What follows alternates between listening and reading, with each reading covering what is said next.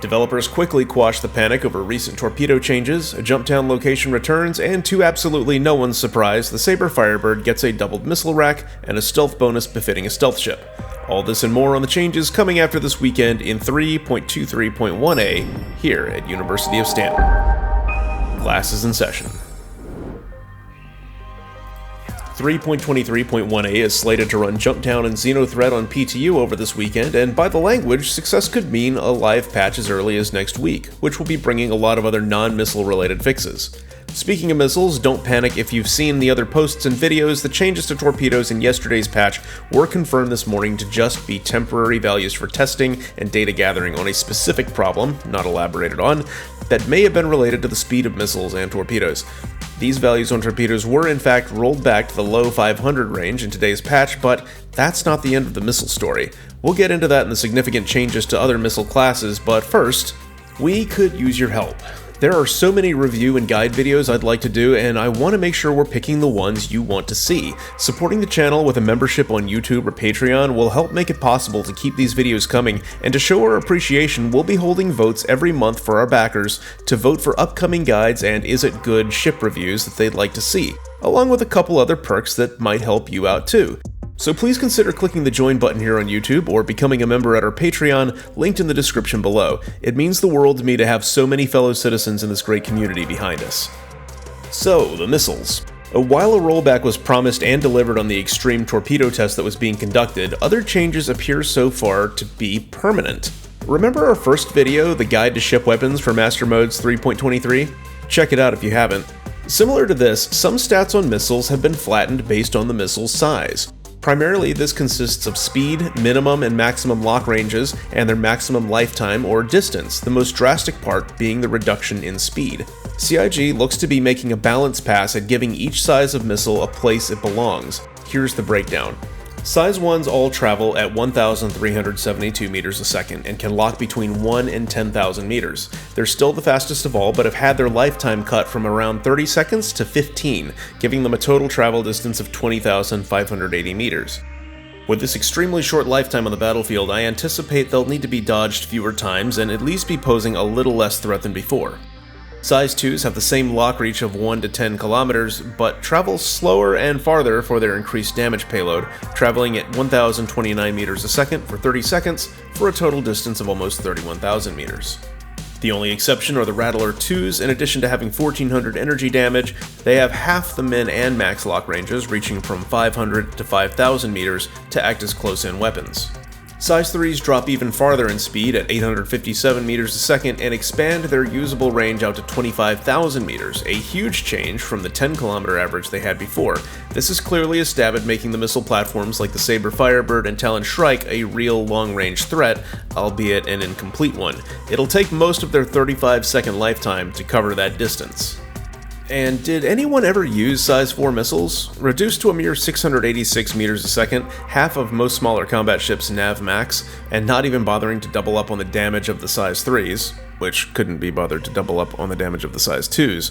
The 25k max lock range and flight time of 45 seconds are wasted.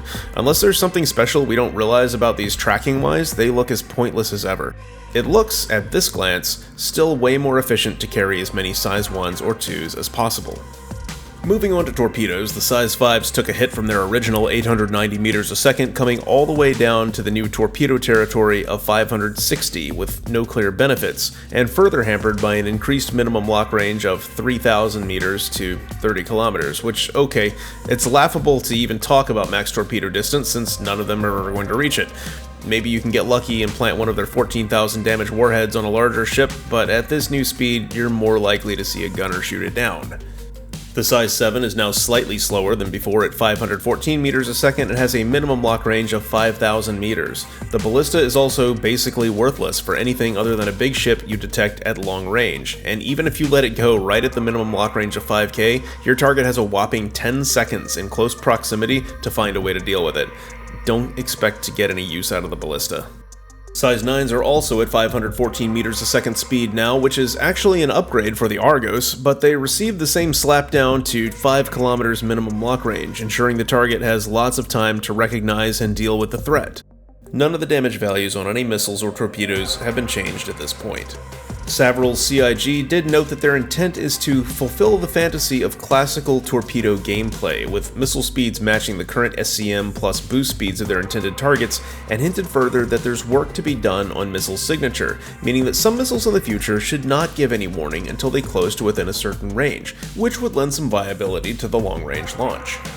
The TLDR for the game today, though, is that gunnery crews are going to have a little more fun, Eclipse pilots are going to have to work a little harder at those dumbfire drops, and not a lot is different for everyone else, who will be stacking Task Force and Pioneer 1s in bulk for as many chances as possible to cash in on that potential 14-meter blast radius that, despite all this work on missiles, still hasn't been addressed. The best note about the 0.18 patch going live is that it should not require a data/character reset, so we should not lose items such as medpens, ammo, rentals, or refinery jobs. It's my assumption and hope that this also means not having to cart our goods from our home location, which is always a good day.